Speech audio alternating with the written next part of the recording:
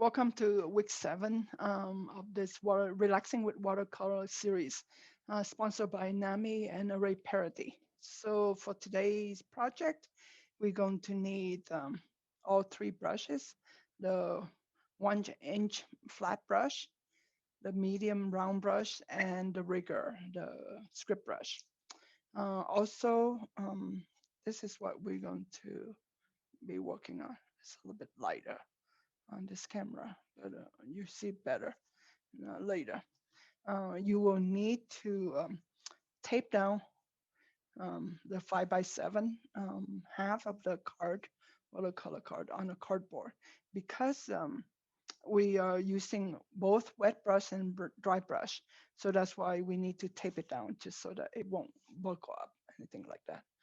All right, let's switch the camera and we'll go to the table. Okay, here we are with everything. I always spray my paint palette. It's gonna get messier. I'm using the lid so that I can mix the color.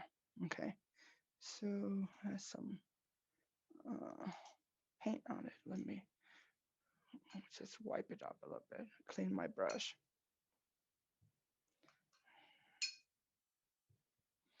and scrub it off.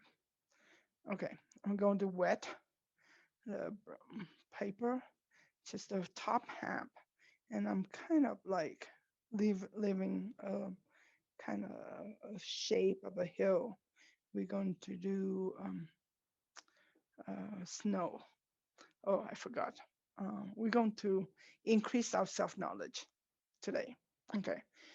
With this technique, yeah, you can look up on YouTube and find a lot of different watercolorists teaching you this.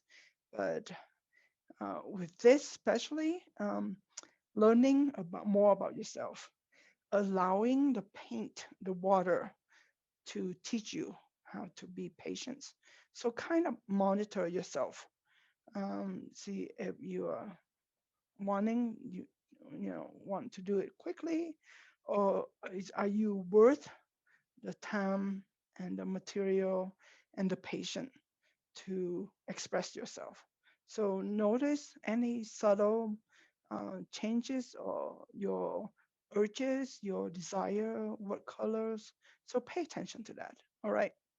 So I wet the top brush. So I'm going to use a round brush. I'm going to use a bit orange. So I'm going to tap. See how I'm holding my brush back here. So I'm having more, and then kind of move it back and forth on the sky here. Okay. And once you master this technique, you can kind of go and combine. I'm using a lighter yellow. Okay. Clean my brush. Okay. Here's a trick to do sky. Because orange and blue are complement color, so you want to tap the blue in and let the water move the blue. You don't want to kind of brush the blue in, because if you do, it will turn into mud. Um, Add a little water to it.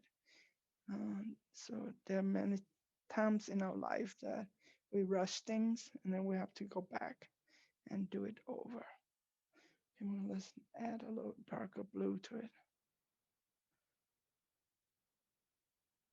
See that? So we are going back to the week 1 or week 2 technique of relaxing with watercolor. So clean my brush a little bit. I like that sky. So let's do the same right next to the mountain top here.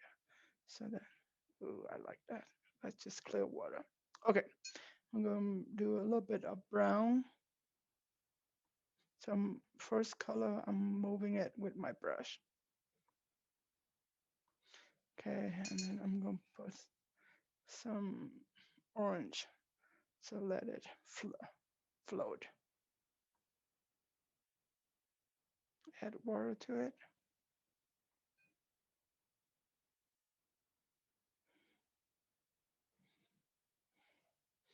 tilt it down so it kind of giving that shape. Awesome. Okay, now pick up excess water with a paper towel. Okay, so now I'm laying the cardboard flat. Okay, I'm going to use the round brush and clean. Just always make sure it's clean. Okay, so what I'm going to do is using very little magenta and blue, very little. So this is shadow of snow, but a bit more water. Kind of scrub a little bit of magenta into that, not too much. Okay, clean my brush, wipe out the excess paint. Let's get some blue into that. Too much blue. There we go. Okay,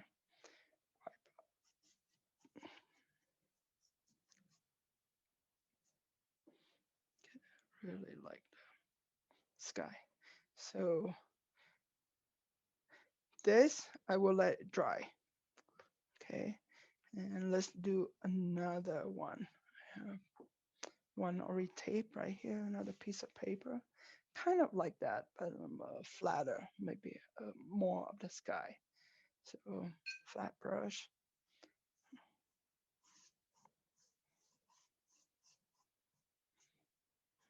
Okay, so I'm going to use this brush. I'm going to even the water on the paper and use this brush to, let's do really bright orange. Okay, I'm going to tap it across here.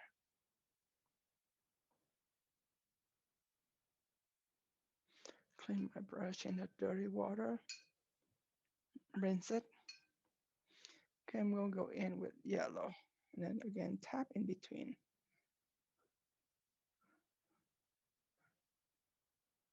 So the thing with watercolor is that you have to allow the water to do the work. Otherwise, you kind of get in the way of the process, and you have to respect the process. Otherwise, seriously, it will get muddy. So I'm going to use a switch to a medium round brush and get into um, red a little bit. So I'm like water it down a little bit. And here I'm going to tap on one side and let it bleed into that.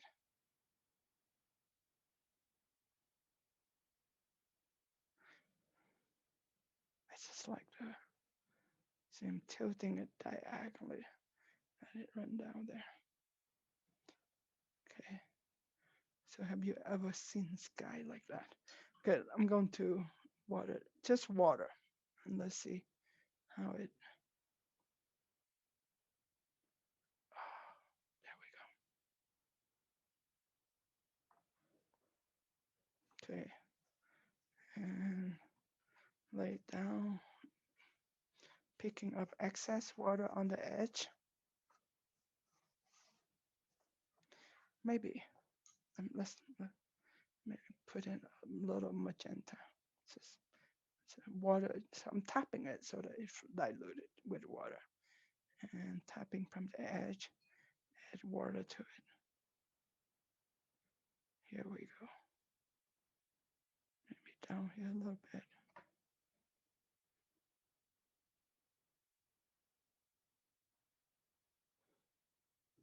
Okay, picking up excess water.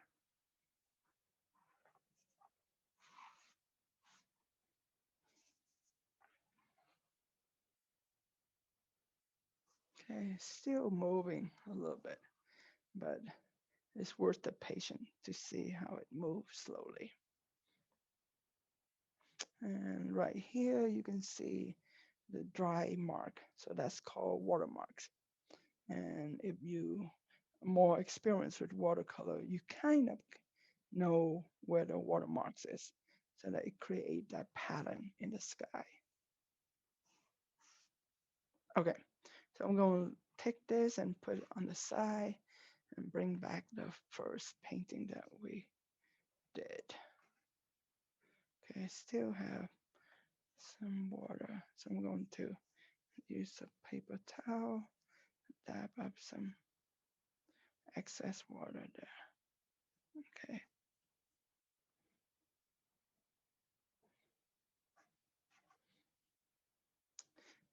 I know that the turquoise blue kind of the paint kind of settle, so it has that texture to the paint. Whereas you see how smooth the magenta and blue down here. Okay, so it's still pretty wet. Let's wait a little bit. Okay, so waited a while for it to dry and then have a chance to go and change out my water. So this one is drier. Look at how gorgeous the sky is with some of the watermarks right here. So we're going to do some shadow, real dry brush. So I'm going to use my round brush, clean it real well, and pick some magenta and blue type, and kind of scrub it across it. So this is typical of dry brush technique. So you see the kind of like the shadow of the snow on the ground. Pick up a little bit blue, wipe up most of it. So I'm going in a little bit here and there. See that? Okay, so that's good enough. So now I'm going to do turn it upside down. This is way easier to do than right side up. And we're going to use mainly the rigger. So I get another piece of paper towel, clean paper here. So what I'm going to do is mix dark green, get some water in here, get some green here, and black. So this is when you need to use the lid to mix your color. Okay, so the reason why turn it upside down when I'm painting like this, pouring toward me is easier. I have more control than pull away from me. Okay, so holding it, the rigger kind of close like that. So using my pinky, so this is the trunk of the pine tree. So I'm pressing it down like that and pull slowly toward me. As I pull, I lift up. Okay, so make the trunk a little bit thicker. Okay, let's do one more. Let it lean a little bit over this side. So you see none of the tree looks straight. Okay, and one more. Make it.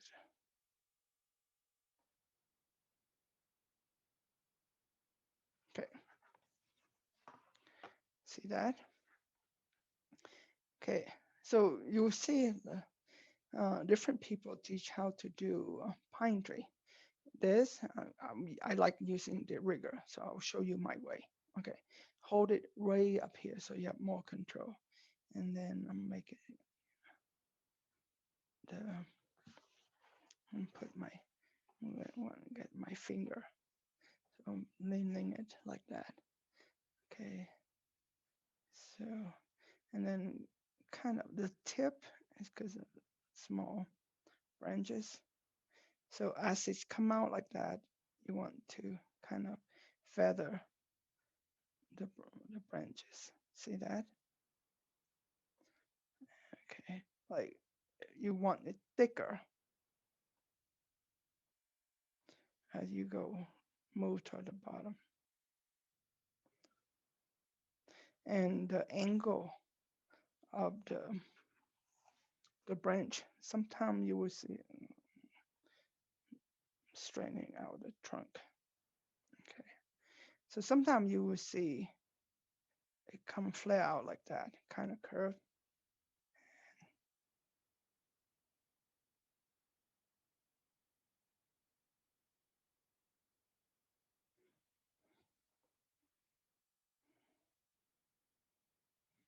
Yeah, I like it because the rigor, like you just need to pick up paint. So as you press down, you get a um, thicker line. You use the tip of it, make it a little bit denser toward the bottom, and maybe a little one or two more. Okay, like that. Okay, so then you will see always at the some come out like branches come out like that. Okay, let's make the tip a little bit sharper, and here we go. Okay, this one is went off the page, so you can start right away. Put the branches on and kind of filling it. Don't make it look like I'm doing it, but um, kind of alternate the branches and not don't make it look like fishbone. So alternate the thickness, and but you want to have the sky, the gorgeous sky, come through.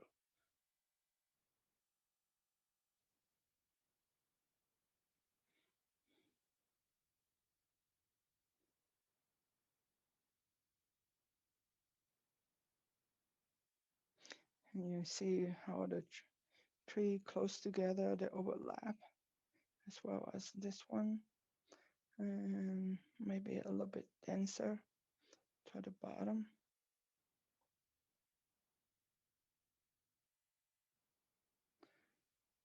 Okay,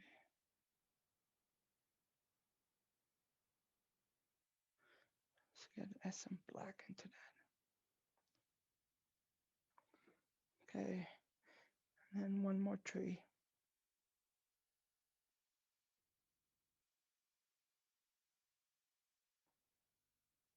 Some of the tree you can see um, kind of spare. Let me make the trunk even.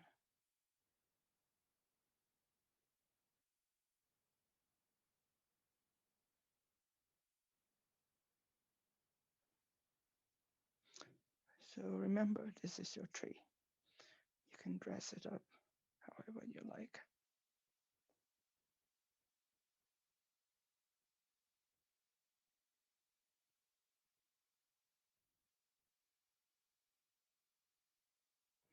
And I like, going from bottom. There's some other branches there. Okay. So then here's a like skyline. And I want to kind of have some tree over there. Let's fix the tip of this. This is just a clean brush, so I'm pulling it up a little bit. There we go. Okay. So far away, so I'm using brown a little bit. Kind of like create a shadow there. Okay, and darker brown. So a little more black to that. Not too dark, but you can tell it's brown. So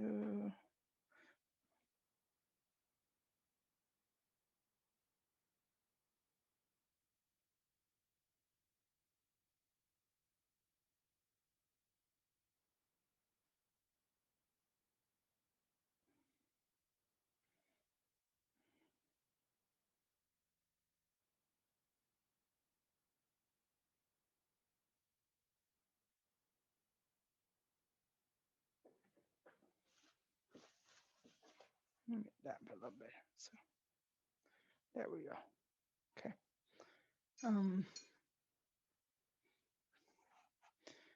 There's some twigs. Put some twigs on the snow. A little bit darker. So really light on your hand with this rigor. and give it some shadow. There we go. So kind of balance it out. Um, Over here you have the heavy. So see that? Okay. So put that aside and let's work on this one. This is another one that's really gorgeous. I like okay, so let's do some kind of close up and far distant tree. So let's do some tree here. So I'm going to mark so some shadow there. And then again, turn it upside down. Um, Mix some more paint over here, black and green. Let's add some blue to that so it's a different shade. Um, as you, I mean, sometimes I make some purple into that too, just because, you know, try it out. Okay, so again, uh, pulling, press down the rigger, and as you pull to yourself, pull up. Okay, pick up some paint.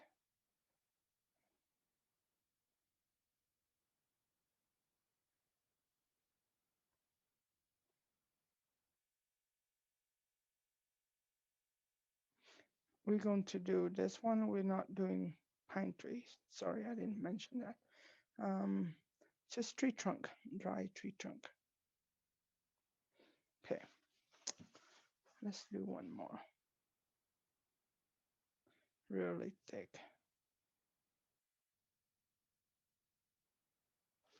Okay.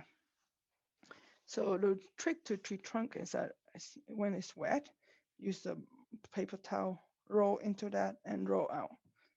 And then what you do is you're creating the texture, but don't use the same because you don't want to carry the paint on the paper towel to put to another area of your painting.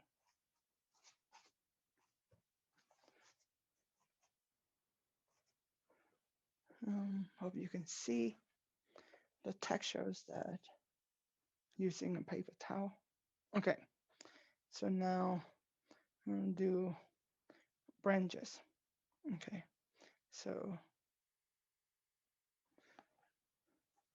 I'm going to turn sideways because I always pour toward me the brush. Okay, so hold it back here so you have a kind of flexible, um, not too tight on the brush. So then your branches can be look natural. Okay, so right here.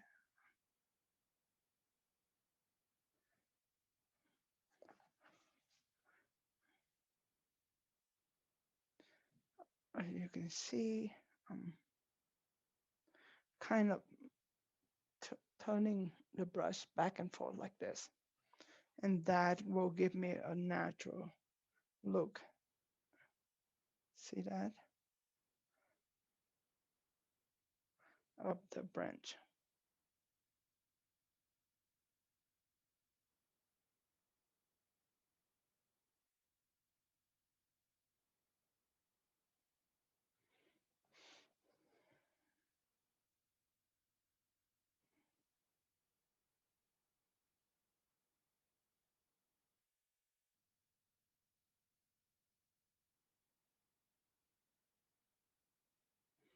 Make sure you have some branches off and not just like one single branch.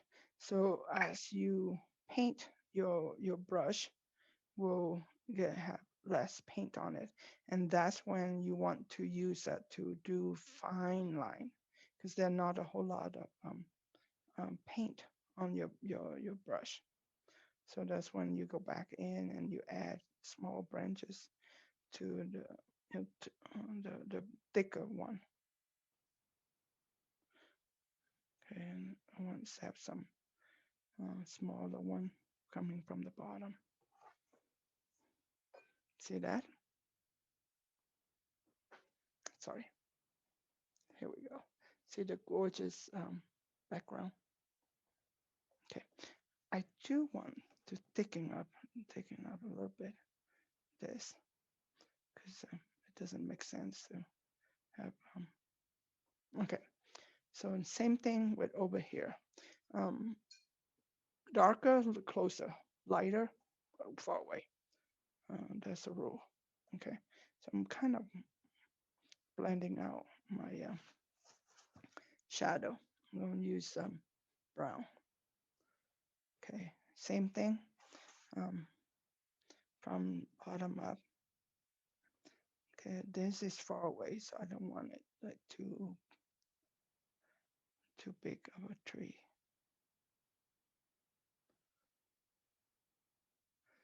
A little bit green mixed into that, so it has some shadow to it.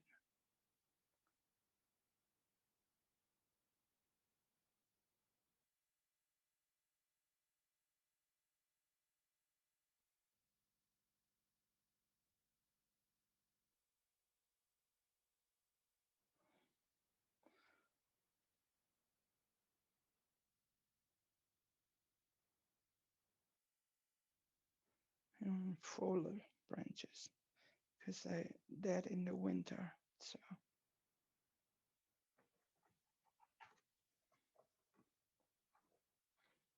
okay, see that? Okay,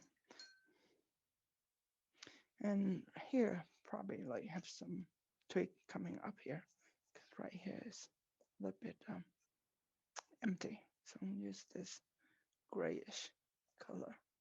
Make sure so kind of